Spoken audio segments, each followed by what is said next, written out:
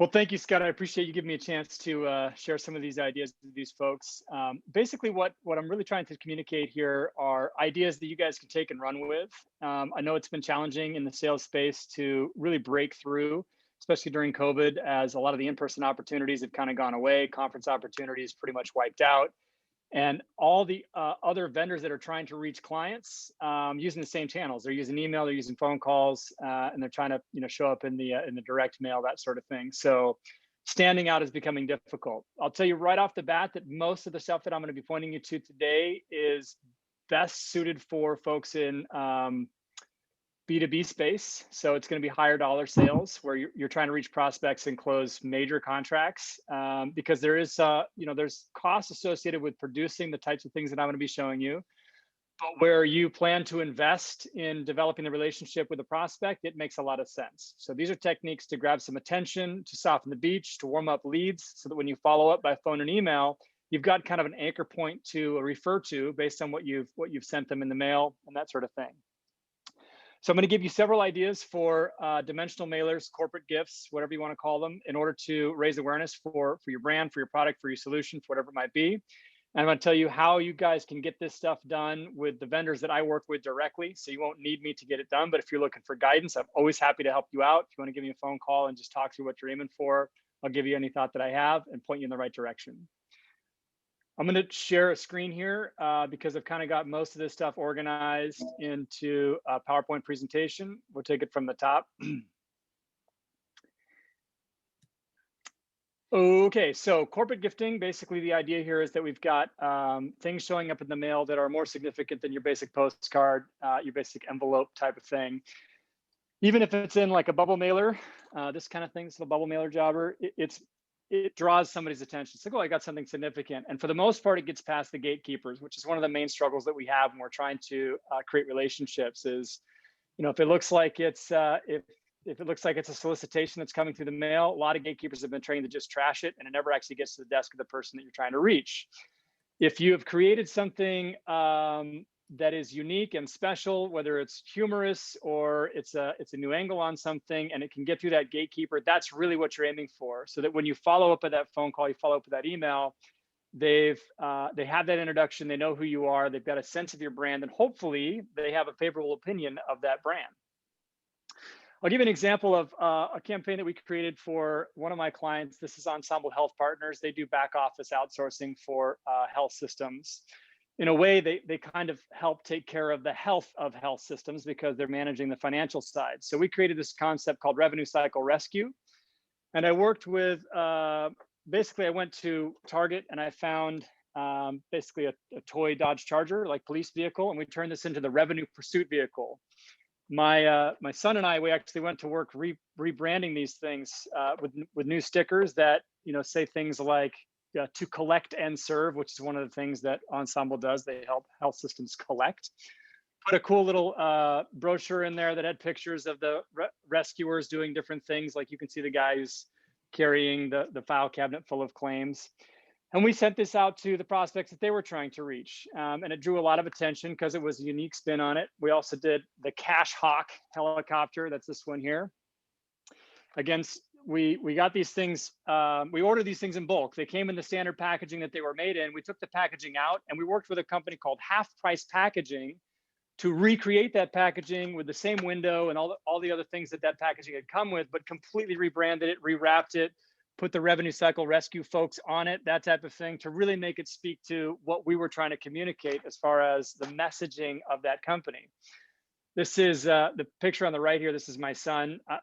This is how he makes his allowance, is stickering things for companies inside these packages. We do, and it's a lot of work, as you can tell. Like we would ship, sometimes when we do things like this, we ship anywhere from dozens to hundreds of these things for the clients that I work with to put these things together. So what you have is a cohort of targets that a client will identify and say, I want to really have these 50, 100, 150 people know that Ensemble is trying to reach them, know that whoever the client is trying to reach them. So we go to work and we put these things together and we send them out. This one is another example. This was for a company called Visiquate, based here actually in Santa Rosa. They have a solution that's also in a similar space, but it's on the software side rather than the services side. So we spoofed prescription drug commercial concept for their product, and we turned Visiquate, which is the name of their company, into like a prescription drug, which obviously it isn't, but it was a humorous angle to take to get some folks' attention. So we created this package that had that idea of this is a prescription drug, but inside it, obviously not a prescription drug, but rather these packages of popcorn. This is what it looked like when we had things ready to go. We shipped these ones out, grabbed a lot of attention, softened the beach very well for the clients that they were trying to reach. It was humorous, it was fun, and it included a video brochure, which I'll show you in a second. And this was the flyer that we put in there. Again, tongue-in-cheek stuff. The whole disclaimer here is all one big joke. But you get the idea, right? So it's to express some personality, to express some humor, and to get some attention on the brand. We also had back in the day associated with I used to enjoy the revenue cycle. Can't cycle. hear that? Let me know. Wrestling with payers, chasing down timely filing. Go get it. But when my denials began acting up, everything felt like a struggle. And when I started noticing I was losing revenue, I knew it was time to call my doctor. Lunchtime, Dad. That's when I learned about Visiquate. It's scientifically proven to promote peak business health. Along with diet and exercise, Visiquate can lower your denials by up to 40% and bring your overturns back to healthy levels. In clinical studies, Visiquate has also been proven to reduce costs to collect. When you have high denials, it can lead to rework headaches, low morale, and you may be at risk for lost revenue. Visiquate is HHA approved to reduce your risk of write-offs. And it's gluten-free. Sure, I like spending time with my family, but now with Visiquate, I can't wait to get back to crushing my revenue cycle. Side effects may include improved disposition at the office, increased revenue, lower AR days, more relaxing lunch breaks, shortness of meetings, and decreased compliance audit risk. Do not take Visiquate if you have a lowered sense of humor. If you are experiencing general revenue cycle dysfunction or poor AR visibility, you may need to increase your dosage of Visiquate. Talk to your doctor about Visiquate and how you can achieve peak business health. All right, there's the idea with that one. And that was what you'll see in this video here. This is a really important part of this. If you're going to, as an organization, set out to do a mailer campaign, it's really important to have tight coordination between your marketing department and your sales folks, your business development folks.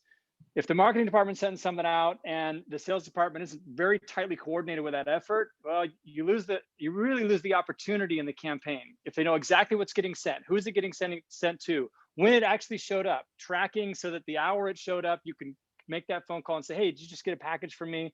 That level of coordination is very important. So whenever we do a campaign like this, we also produce a video to notify the sales staff of what's happening. Hey Visiquators, we're getting ready to ship out the prescription Visiquate campaign. You guys have all seen the video. This is the package. Each one of these packages is going to be sealed with the Visiquate tested and analyzed sticker that sort of shows that we're really committed to quality control. The box comes like this. This is the one we're sending to Rich at UK. It's not critical that you see that whole video, but you get the idea.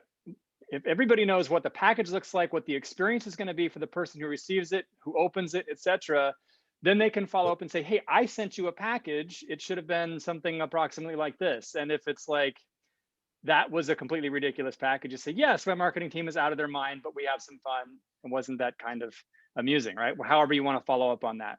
That particular package included a video brochure. And this is another dimensional mailer idea I want you guys to know about.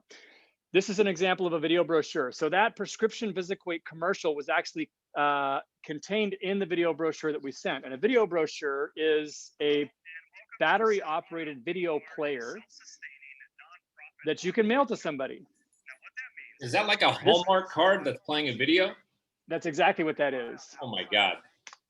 So what you can do with this device, this is going to run you about $55. Again, I'll tell you exactly where to get this from. Videoinbrochure.com. They produce these. You have to give them the artwork that you want to print on them. But you get them basically printed. You order them for a company. I'll generally order 50 or 100 at a time, and they'll come in. And there's a little USB plug right there. And it basically works like a thumb drive. You can put any video you want on here. So if you've created a video, even with your webcam, and you say like, hi, I'm Eric. I wanted to reach out and let you know about a solution that I have to offer because I think it's really good for you guys in particular, and here's why. And you basically just delivered a hyper customized message to somebody right into their hot little hands on a video brochure. They come in several different sizes, and you can put multiple videos on them. They've got like a forward button, and the newest ones literally have a call button on them. They have a SIM card inside them. If you press the call button, it starts a speakerphone call. What? Right from the device. I don't make them, but I love them. Okay, so here's another example of a dimensional mailer we did. This is the Valentine's package. We worked with M&M. They do custom printed M&Ms. It is incredible how quickly they can turn these things around. You just give them a call. You tell them, yeah. 1 second. What is the name of that Hallmark card that plays the video for everybody? Video, you want to go to videoinbrochure.com to find these. There we go. Jessica. Thank you, Jessica. For sure, right on. Thank you for asking. And how much do they cost? If you buy them a quantity, maybe you're buying 50 of them at a time, you're going to get them for $55 to $65. They have lots of different sizes, so you can kind of pick whatever works best for you. Thank you. Yeah, great question. Here's another thing that you'll see in this. So I did the custom printed M&Ms. We had the We Have a Crush on Your Data campaign. This again was for VisitQuate. Something else that I'll point out here. So for more information, text Valentine to 66866. So what I wanted to do is make it super, super easy for someone to follow through on a call to action with this mailer. And you can have that basically do anything. You set up on Textly. Textly is one of the groups that gives you the ability to set up a number like this. You set up with Textly that you want, when a person texts Valentine to this number, that they get a link back, and that link takes them to a video, or they get a link back and that link takes them to a sign-up form. They get a link back that takes them to a calendar to pick a time to have a call with you. So there's basically no limit as long as you can have it based on a link to what you can do with that capability. And I do recommend it because it really lowers the friction for someone to take action when you're pitching something to them. So this is what the tape looks like. We don't need that. And this was a video that came with that campaign. Oh, you got the M&Ms. Sweet. It's nice to share. We wanted you to know that we've had our eye on your data for some time now, and well, we think it's pretty special. Could be doing amazing things together. Your data, our platform. Magic.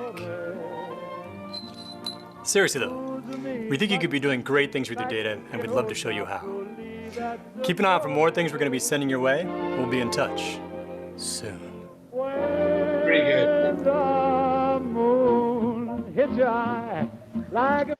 Bravo. I thank you. So we did another campaign here. So in advance of an event where we had a cabana rented, we wanted people to know ahead of time that we were going to be doing that and make sure that we had a really good crowd show up at the cabana. So we got the list from the conference and we sent them this dimensional mailer, which was really nice, custom printed. I like mailers like this. I'll show you again that box that I had earlier for prescription. They print this thing inside and out. So you really can create a nice presentation with these packages. In this case, we had the inner tube in this one. And we included in this package, right, these things great for a cabana party, just to make sure you were well equipped, plus a custom printed towel that we did. And then the invite, so they knew what was going on. This guy right here. And then, would you guess it, another video.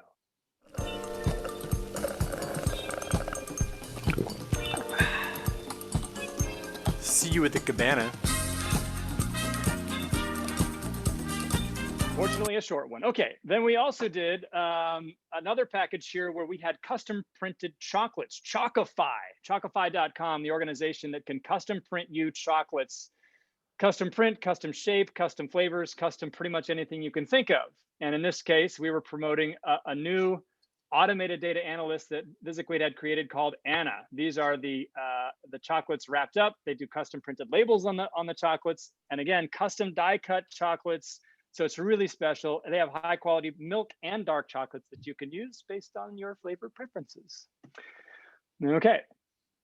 Here's another idea that I found great success with is corporate awards. So if you identify organizations, prospect organizations that you're really trying to get their attention, and they've achieved something, whether that's a new partnership, they've been recognized in the news, they've met a new milestone, etc., and you want to recognize them, you can produce your own custom trophies very easily. There's hundreds of organizations that do this. I don't have any preference among them myself, but a ton of organizations that do this. Here's the example of that coin, custom printed coin work. I mean, all this stuff is very easy to get done, but it sure gets attention. And I would say that if you're sending an award of recognition, say, hey, I just really want to recognize you guys. You did a great job with this. I think this is phenomenal, and we support what you're doing. Would love to hear more about how you're getting it done. You're in the process of building a relationship, and that is the point for everything that we're doing with dimensional mailers. On to my favorites. Okay, so here's an example of a phone call that you can make.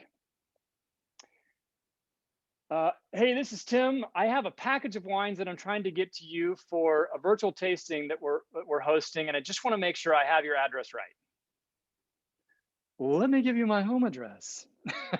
This is usually how this conversation goes. So I work with a winery here that's based in Northern California.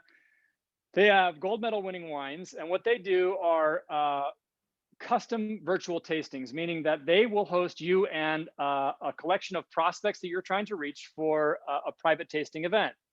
You get the winemaker and the owner together. They're very entertaining people. And what happens is they send out packages of wine. This is a box. I have one of them here.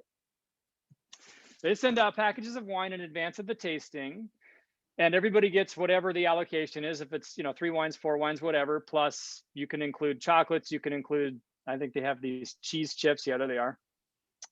And they set it up on a Zoom call. They come in and they do like a 45-minute, 50-minute presentation. They talk about the history of wine, their approach to making wine, what makes their wine different, why this wine's great, whatever, just like, and they're a riot. They're both great entertainers. Squire Friedel, one of them, literally played Ronald McDonald on TV for 14 years. He was the Toyota spokesperson. He co-starred with Ted Danson in a TV show. These guys know how to entertain. They do a great job. And they make gold medal winning wines. So basically it works like this. You put together a cohort of say 10 to 15 different prospects. You invite them, you say, I've got a custom virtual event I want to bring you to. I'm going to ship you out some wines. Can you give me your address? They do the thing, and then they leave the call open for an extra 45 or an hour so that you can socialize with all these prospects, right? You don't want to turn it into a timeshare pitch.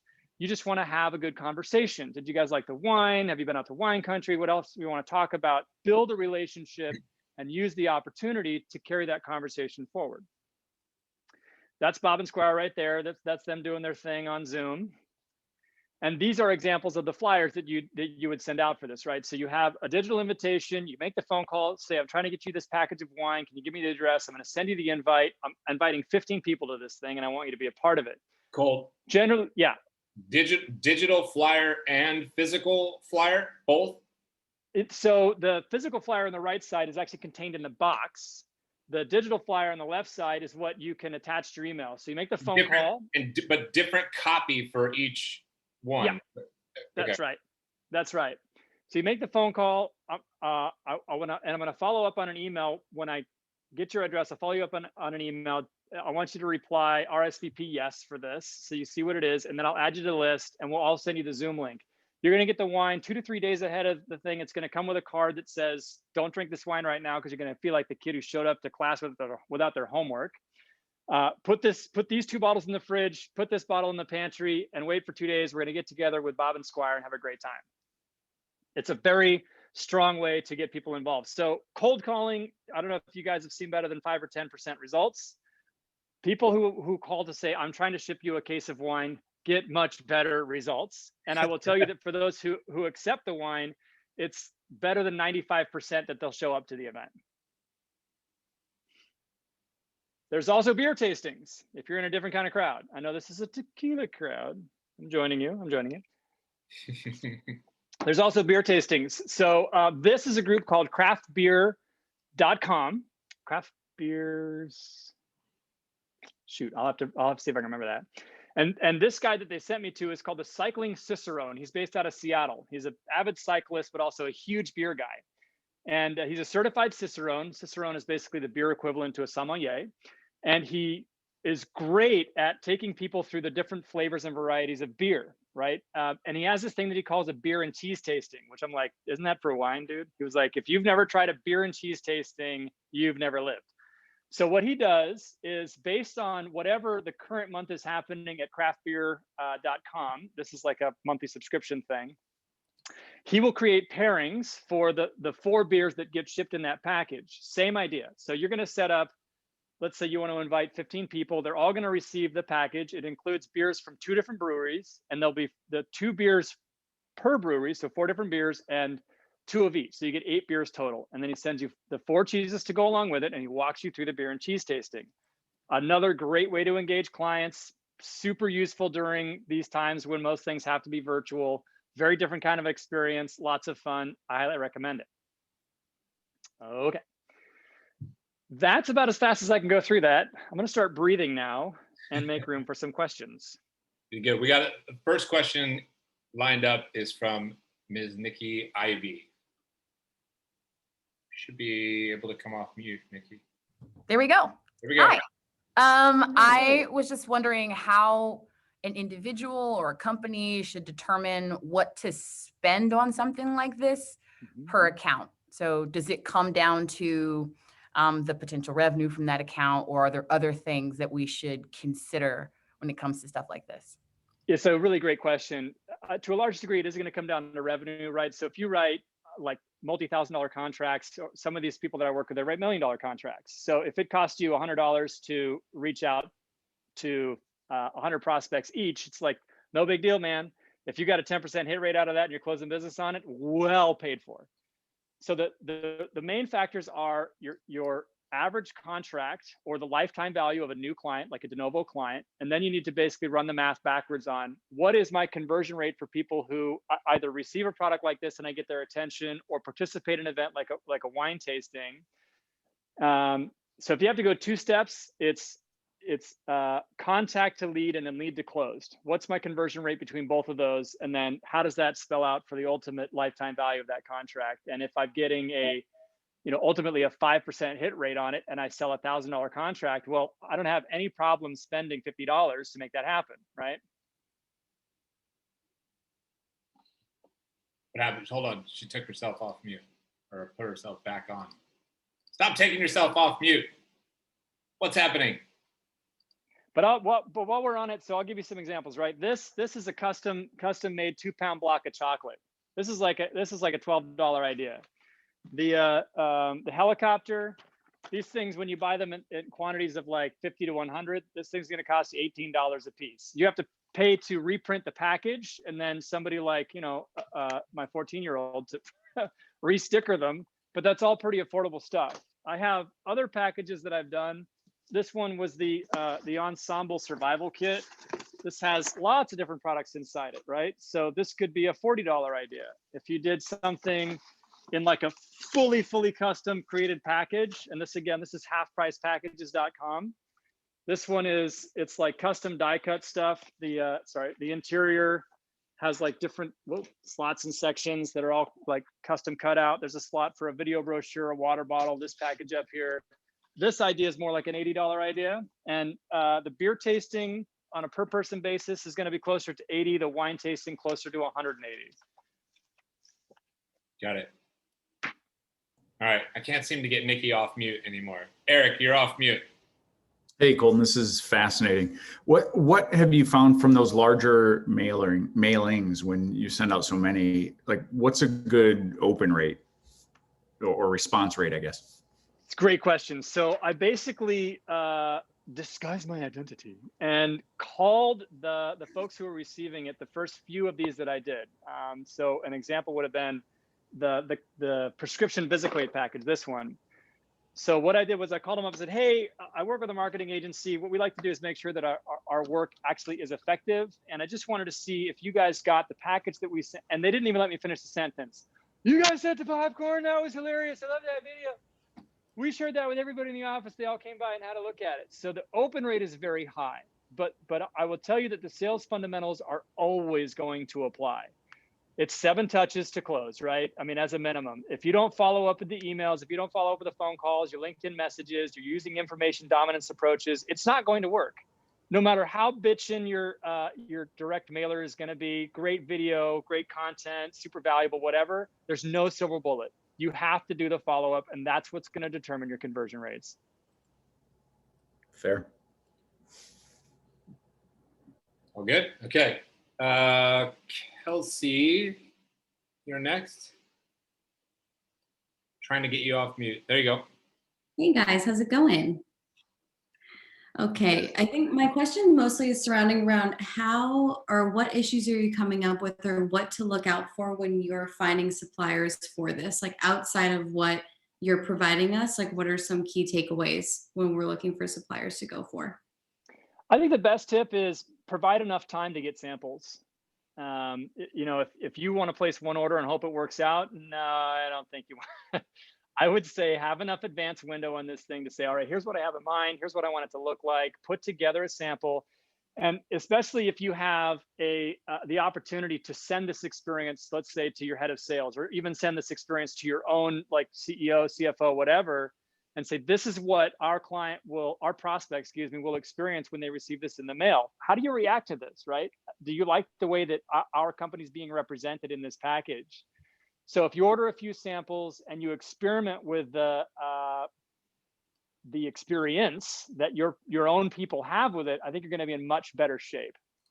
So what's typically the lead time that you're giving yourself for production and everything and send out?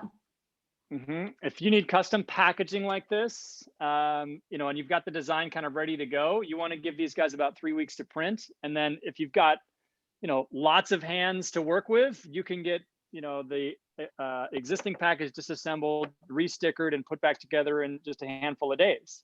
And then you've got like, you know, shipping and whatnot. So, I mean, depending on whether you've got internal design capability, and lots of hands to work with to assemble things. All this stuff is like, I mean, you see it, I make most of this stuff on my own dining room table. And it takes time, right? In that picture with my son, in the background, like the far background, there's crates of helicopters. And it took 2 weeks to do it all. And a lot of encouragement. But if you go simple like this custom printed 2-pound chocolate thing, you got to work with the lead time that they'll tell you. This was a 2-week lead time for me. And they did have to get provided with the design work for the lid. They had to get provided with they didn't get, the hammer comes with it. And there's design on the chocolate itself. They don't do that. We had to provide that to them. So if you have a designer, great, you're in good shape. But if you need to work with a third-party designer, you need to provide them lead time as well. It's a really good question. And the more the better. Custom trophies, 2 weeks. Okay, thank you. Yeah. Awesome. Thank you. I will tell you also, so the beer folks, that they need, as soon as you've given them all the addresses, it takes 3 weeks. And you want everything to be pretty well coordinated. The Cycling Cicerone coordinates the shipping of the cheese so that everything shows up on time. Two Amigos needs 2 weeks. 2 things about wine: you can't ship it in the dead of winter, and you don't want to ship it in the heat of the summer. So you've got basically your fall and your spring are the opportunities to do wine tastings. Okay, Jill, I think you're off mute, Jill. Thank you. Oh, Colton, what a great presentation. Really exciting stuff. I had a winery for 20 years. And we used to do this all the time with our wine club members, but never did it outside. I'm in the incentive digital rewards business now, have been both at the same time. So we used to do stuff like this when I started doing the value-added premiums. I was in the video game business, and this was right on. Notorious, right? We did custom video games, characters for the buyers, you know, little vignettes, putting them in the game. All kinds of cool stuff like that, because, and those were established relationships, so they didn't need 7 touches. It was just to get them to buy the latest or greatest video game.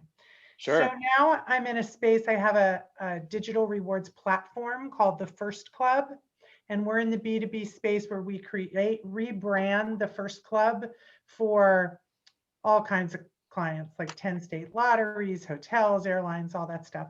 And we have millions of choices of movies and music and games and ebooks, anything you can download instantly. And so what a lot of clients use us for is after they've done a physical thing, then they, in the follow-up, they say, something related. Like we just did one with an organization, Women in Incentives. And for International Women's Day, they offered Melinda Gates' book, A Moment of Lift, to all the women. Okay. Yeah. So I'm asking this, not just, so can you use my service, but have you done anything in the follow-up like that, like another gift, but maybe a digital offering, as opposed to just the one and done, the big wow factor, and then the LinkedIn and the calling? Like, do you find that you need to sweeten, like for the 5 or 10% that didn't open or didn't respond, what kinds of lower cost follow-up things have you tried and what's worked? It's a great question. What I regret is that for the most part, I'm kind of not connected to what happens after that point. Because my work is in providing the campaigns, developing the materials. I do help teams coordinate with their sales efforts, but I haven't been able to, really get my hands into that effort myself. As far as like following up, if you built a relationship, you sent something and it ultimately didn't convert, you still have that person in queue, right? So you can invite them to your next webinar. You've got an event that's taking place at a conference. You want to make sure that they're there. You're just building on the existing relationship at that point. You've created the lightning strike. Now they know that they know your brand, they have a favorable opinion, and you're just keeping it moving from there. I totally understand what you're suggesting here, and I think digital offerings is a great incremental sort of bump back up in terms of attention, bump back up in terms of delivering value. I think it makes a lot of sense. Yeah, so they don't ever come back to you and say, how do I follow up? Like, do you ever do another video? Like, by the way, are you an actor? Did you start out in acting? Because your videos are very compelling. You're such a natural in those medicine commercials. Cool. Yeah, the medicine one was genius for sure. I appreciate you saying that. Thank you. Yeah. Yes. So we do. I continue to deliver videos and mailable products and concepts for the clients that I support. And it's always like, Colt, what are we going to do this quarter? Right. So keeping fresh, keeping present, building the awareness. And it's just kind of like a never ending process, really. But it's for those, it's marketing. And they want it to be never ending. Exactly. And they churn it through, right? So, what's the new cohort? We're not going after the same people because you've already converted them, or you've marked them as closed because you've pursued them to the point where you say it's not going to happen right now. Put them into the tickler for a year from now. We'll see how to get their attention again. So the video, I have created probably near 100 different videos now for my clients, different commercials that they'll follow up. Some Do you of them are star funny. in all of them? Many of them. I like it. Some are funny, some are silly, some are really purpose driven and emotional, really to kind of communicate in that way. So yeah, I totally understand what you're saying, and it is an ongoing process. Yeah, well done. Thank you. Thank you. All right. Kim, got a question in the chat I saw from you. Kim Cram. All right, can you hear me? Yeah, we got you. Can. First of all, can you cry on demand? You say there's some serious that are a little more, can you go, cry? No, nothing? No. God, No. That's just not in there. It's not there. Okay. I thought a little more highly of you than that. My question is, so on the follow-up, can you, those videos are fantastic. Can you see when they've watched it? Is there any kind of trigger that says they just watched it and, I can reach out and say, hey, you saw my video, let's chat. Like what kind of data can we get from something like that? Yeah, so the physical brochures, there's not a way to know that. But if you've got good IP tracking and you're hosting your own videos, you could see basically pinpointing where anybody is watching your videos. You have to correlate them based on addresses, but it's generally pretty easy to accomplish. The best thing is that your videos are doing a great job of converting, in which case you don't have to worry about figuring out who watched what, because they're, the people who are following through are making themselves known. But if you've got them instrumented on your own website and you have IP tracking in place, it should be totally possible for you to correlate who's watching what. Okay. I'm glad you clarified that you can't track that they have the physical, there's not a camera in that physical paper or physical box. Okay. No. The closest you can get is the newest model of these, which does have that phone call button, which turns it into a speakerphone. That's pretty cool. Okay, that's all I had. Thank you. Right on. Thank you. Great question. Thanks, Kim. All right, I got a question from John Bader. I'm trying to get to unmute. He's not on camera. I don't know if this is gonna work. I'm here. You're here. All right. Hey, Colton, thanks for the presentation. Really curious because trying to justify the expense here. Mm-hmm. Did you get for some of these campaigns? Do you have any actual feedback on the metrics, turnaround time, close ratios, things like that of an actual deal that happened? Oh, absolutely, yes. Directly related to any specific campaign, because that really helps in justifying some of these expenses. And second question. Yep. Audio, video on that video. Who did that for you? Thanks. Okay. So for the first question, the organizations that really are following up with rigorous sales discipline, they see great success with these. They have salespeople who are enthusiastic. They know how to hit the numbers, etc. And they're just looking for an anchor to work with, right? Hey, we sent you a package yesterday. That should have showed up yesterday. It looks kind of like this. I wanted to follow up. I hope you enjoyed it. Hope you thought it was interesting. Hope you thought whatever. That follow-up is critical. So I work with organizations who I produce these campaigns for, and I don't hear from them again. But most of the folks that I do these campaigns for, because they have solid, sales discipline, they do the follow-up and they have great results, and they find that the ROI is fantastic. So I would have to say that for the most part, the people that I've worked with up to this point, their minimum contracts are in like the $50,000 range. So it very easily pays for itself. If you send out a campaign, you paid $100 each, you send out a campaign trying to reach 50 people and you close business with 5, it's a no-brainer.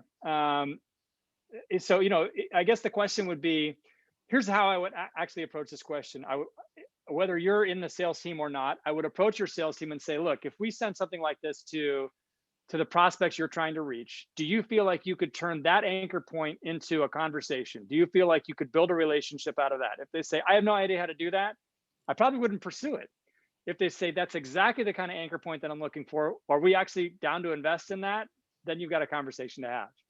For who produced the videos, I actually produce most of the videos myself. I have a studio partner in Santa Rosa called First Frame Santa Rosa. A great little studio. They're easy to work with. The prescription VisitQuick commercial we did together, very affordable. That entire commercial was $8,000. So, you could put together some pretty simple stuff that's compelling, funny, amusing, whatever, for a pretty affordable cost. Got it? Right on. Good. Sean Pace. Come on off mute, man. Evening. Hello, you beautiful people. Colton, thank you for tonight. John, you still need a haircut. I'll send you a barber. That's what I'm going to send. I'm going to corporate gift John a barber to his house. I love it. Colton, question. So this is great. Yeah, Alexine, I'm not cooking right now. Sorry, disappoint everybody. I'm actually still working. Let's see. What didn't work? That's what I want to know. What did you hear that clients tried or it wasn't successful enough for your standards? That's what I'd like to know. What didn't work? That's a great question. Just kind of looking around. I surrounded myself with all kinds of mailers that I've produced recently. All the winners? You just have all the winners around you. Of course, that's the way I live, bro. What didn't work? I don't know that I have an example of something that was a flop.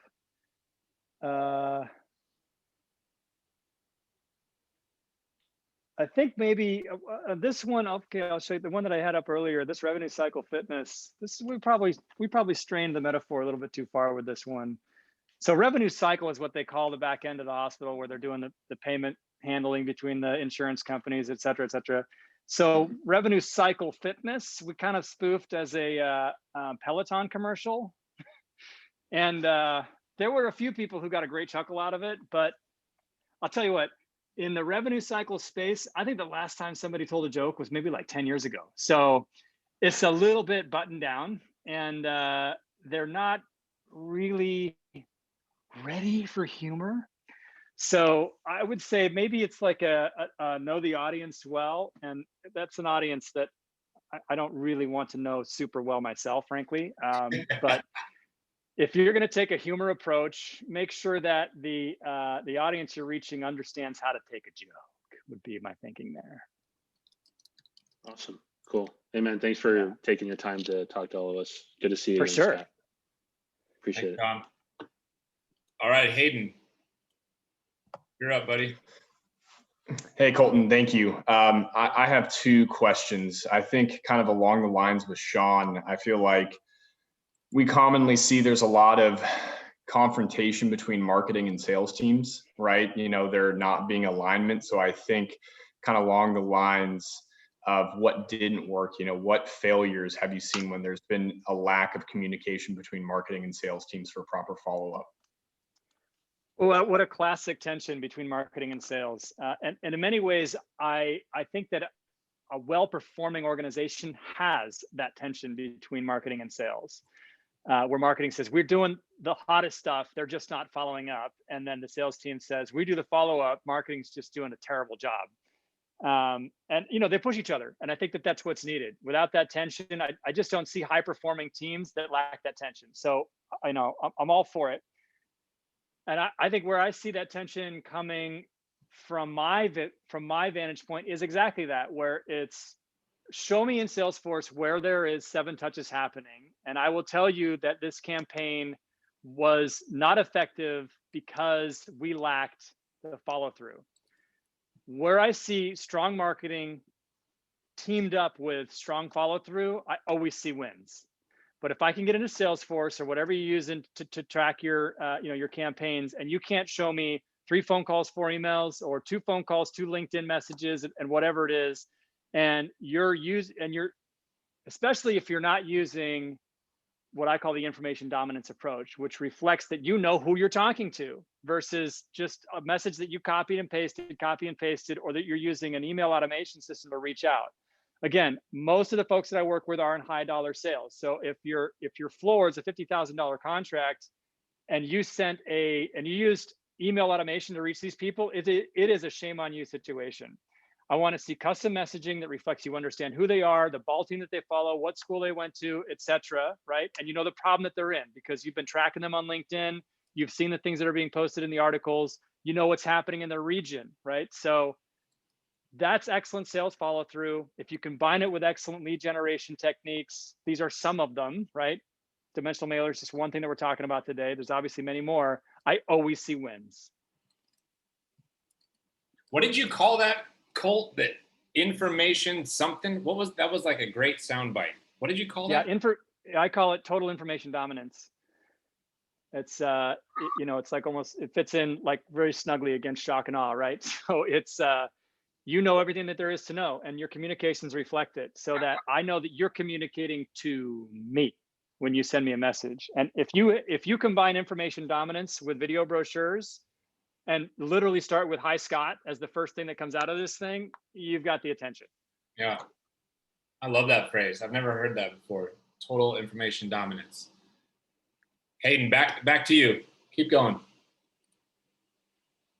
You got a follow up. Yeah. Yeah. And then just the second quick question. I'm sure with COVID, you've had to get really scrappy, pun intended, with home addresses, as far as like, Zoom info is crazy about mobile phones, email addresses. Has there been any tools that you've seen that have somehow like been able to figure out where these executives' home addresses are, or like any specific cadences? Like I like your idea regarding like the high end wine touch, but I mean, trying to justify $180 per prospect, I think would be kind of steep for our marketing team. So, how are you politely getting access to these people's homes addresses while everyone's working remotely?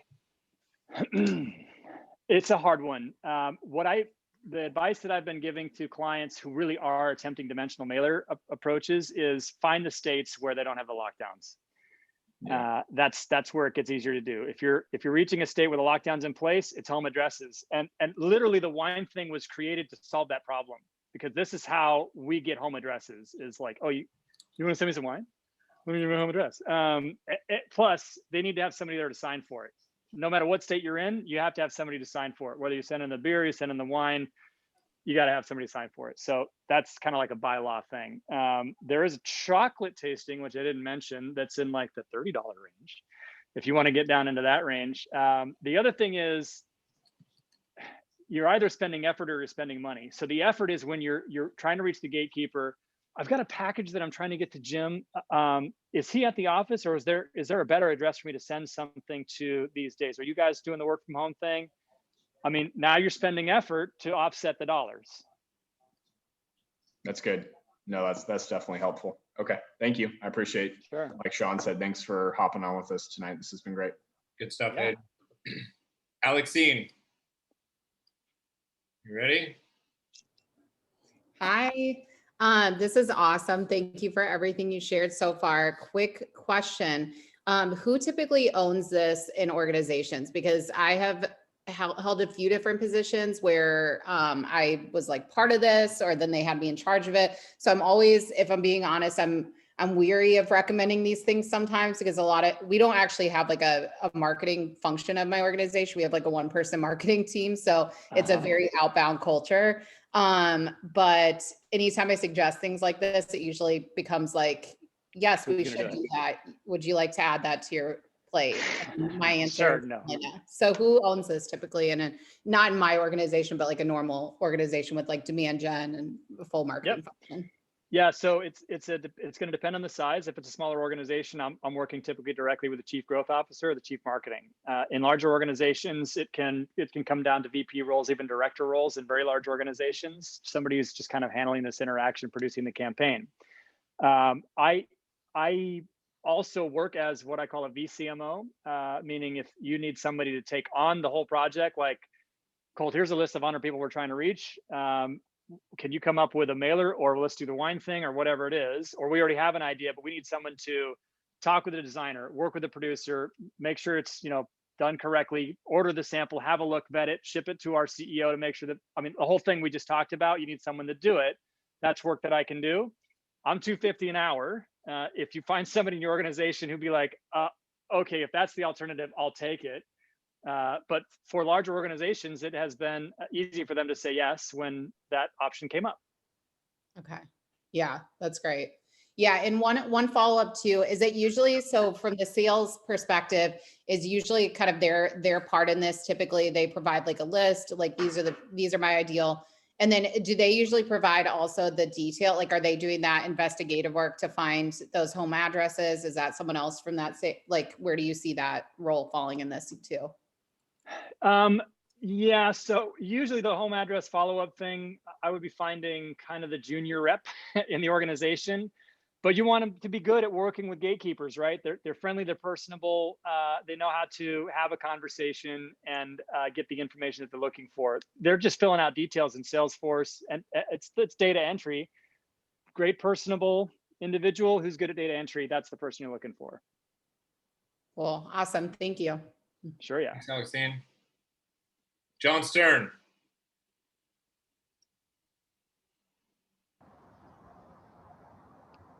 Hello. Awesome session, Colt. And I love the corporate gifting and physical mail. I think people sleep on direct mail all the time, and it's super effective in the crowded channels of digital and everything. I was wondering if you ever send any stuff. Alexine, the hair's not even poofed up right now. This is the smallest it gets. If you ever send any stuff without any calls to action, just kind of like for goodwill or for branding or whatever, or do you always want the recipient to do something when they receive it?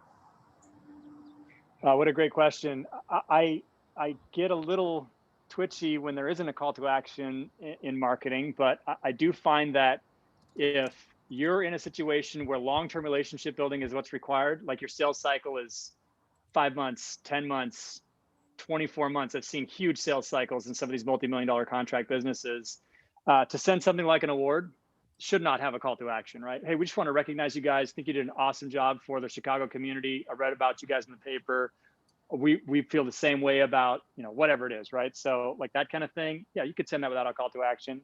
And the call to action that was on this box, please share this toy with a future revenue cycle rescuer in your life.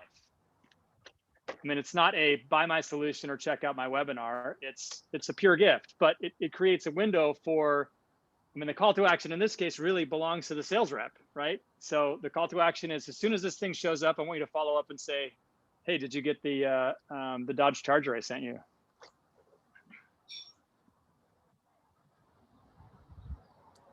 I think it's awesome. I think that so many marketers, and like I'm in the business too, where we have the call to action and they want it. If you just delight someone and they give a gift to their kid or something, they're always going to remember that.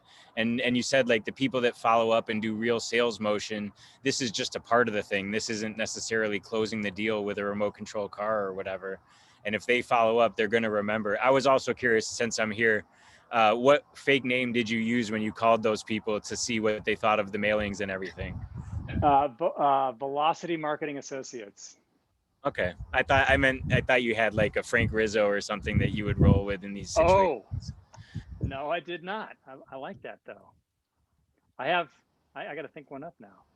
Well, I'm going to hit you up later because I want to work with you eventually, but I really appreciate what you've done here on Tequila Tuesday. Right on, man. Thank you. Cool. I have a question. I want to go next. Do it. Okay.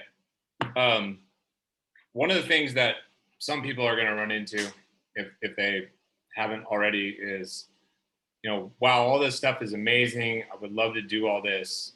I have no budget for this. My VP of sales gives me no budget for this. The VP of marketing has no budget for this.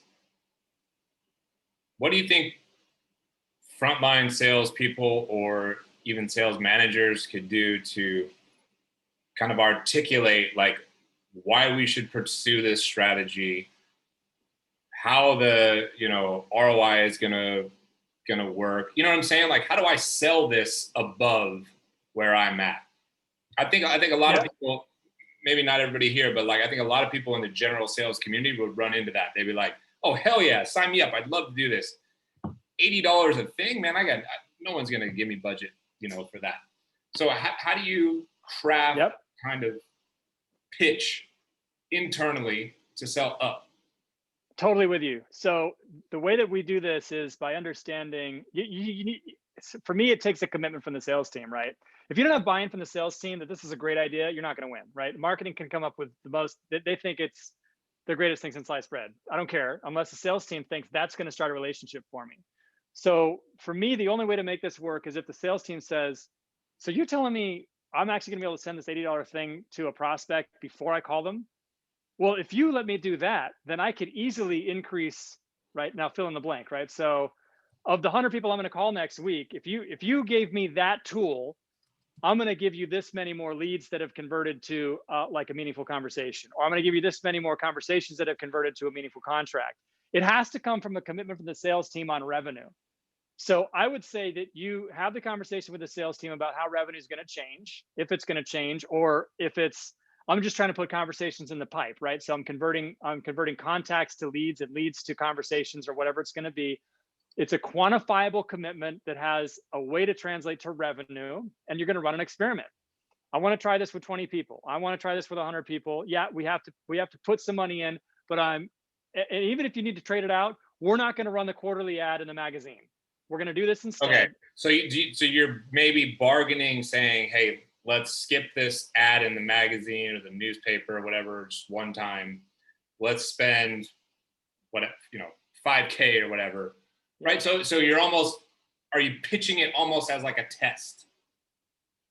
Well, sure. I mean, everything that I do in marketing is always a test. I never presume that anything that I learned last year still applies this year, right? Yeah, I'm going to continuous. Let me push back on the sales versus marketing thing, because like marketing is allowed to do tests. Sales are less frequently allowed to do tests, right? So help us out here a little bit. Okay, so if the marketing team is allowed to do tests, let's make sure that that test is well aligned with what the sales department's trying to achieve, rather than just some BS that the marketing team is going to do to create quasi visibility with branding. Oh, you bought a hot air balloon? Who cares, man? How many leads came out of that? Can you support the sales team in converting contacts into leads and leads into conversations? That's the real question we're driving at here. Yeah. And again, I do feel like, if the marketing team came to the sales team and said, I've got an idea, I want to do, this box or a wine thing or whatever it is, and the sales team goes, I don't know what to do with that, then definitely don't pursue it. But if you get like half your sales team jumps out of the chair and says, hell yes, I could totally close more deals if we did that, then get them to sit back down and say, write out how many more, and then run the math on, is this going to pay off or not? Yeah. Unbox the experiment, metrics, goals, and figure out if it worked or failed. Yeah, important to do that. Also important to potentially say, here's the accounts that I want to send it to. Here's what these accounts, like average contract value, is going to be worth, right? So I want to send this stuff, which is going to cost me $5,000 to $500,000 worth of pipeline, right? Yeah. Yes. Right. So you're quantifying it, and you're using real life pipeline and accounts and examples. That I think would be a helpful way as well. So thanks for that. Absolutely correct. Yeah. Sure. Tim G. Oh, one more thing I'll say. This is a role that a marketer would play within an organization, based on the question that came earlier. I think it was Alexine who asked about the marketer's role. This shifts organization to organization, right? So we talked about 7 touches. Is there a call script? Did somebody write the call script that helps the person who's making the phone call translate a helicopter in the email to some kind of a conversation that's meaningful? Did that get produced and written? Is there an email that I'm going to send? Do we have guidance for the sales team? So is it the head of sales' responsibility to generate that, or is it the head of marketing's responsibility? That's different in different organizations. But if marketing is pointing to sales and said, did you do your 7 touches? And sales point back to marketing and said, well, you didn't give me a call script, you didn't give me an email. Well, then if that's the way that those roles fall within the organization, marketing's fault in that case. But if it falls to sales, then that's sales fault, right? I mean, understand the roles, who's responsible for what, what's the accountability, is everything produced to make sure that there's success with the campaign. Good stuff. Tim. Hey guys, can you hear me? Yes, sir. All right, Colt, thanks for all your input. This is great information.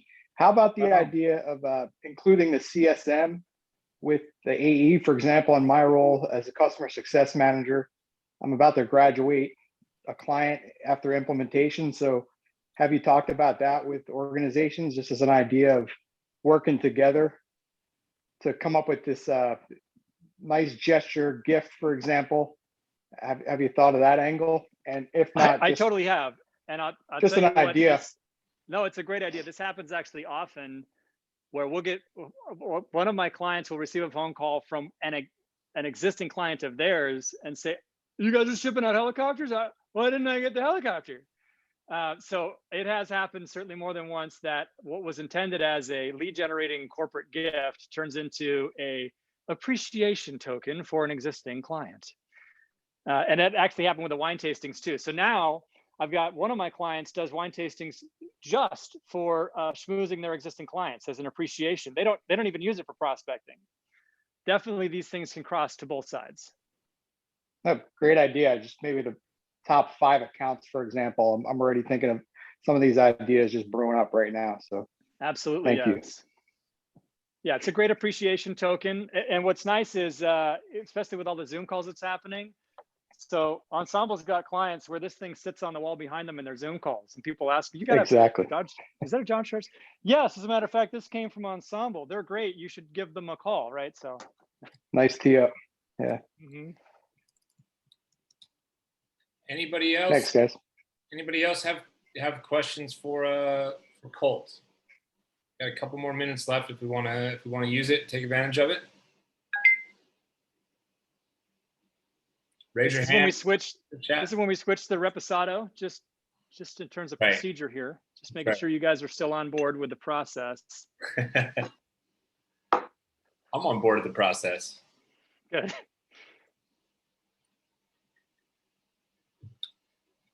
What we got? Did I miss anybody through this chat? This chat's going nuts. This has been a great conversation, guys. I really appreciate these questions. Thank you for giving me the time here. Well, we might not have any more questions for now.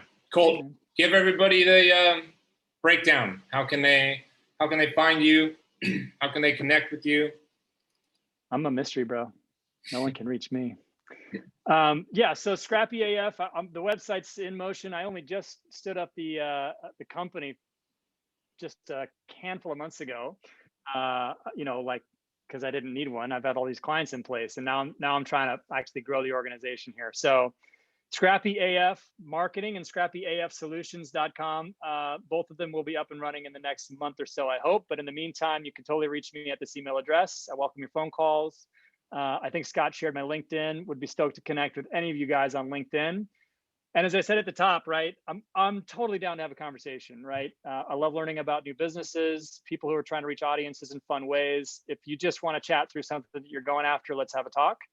If we find a way to work together, stoked. I'd love to explore that. If we don't, let's just figure out how to get you to the right place. And I don't have anybody else in Scrappy. It's just me. That's why it's Scrappy, man. But I have a number of folks that I work with that I consider Scrappy certified, right? I mentioned some of the businesses that I engage with to get these things done and the studio that I work with in town here. If there's not something that I can do for you directly, I would be stoked to point you to the folks that I work with, graphic designers, web developers, SEO specialists, studios, etc. So, let me know. I'm happy to connect you with whoever you need. Yeah. Thanks a lot, Colt. This has been awesome, man. Yeah. I think everybody really enjoyed it. I'll put the recording up tomorrow for everybody. If anybody took good, copious notes, there's usually at least one person who does. If you want to email me those, I'd appreciate it. I'll post it for everybody. And we'll see you next week, actually. Tequila Tuesday, we'll be back. Cheers, everybody. Right on. Thank y'all.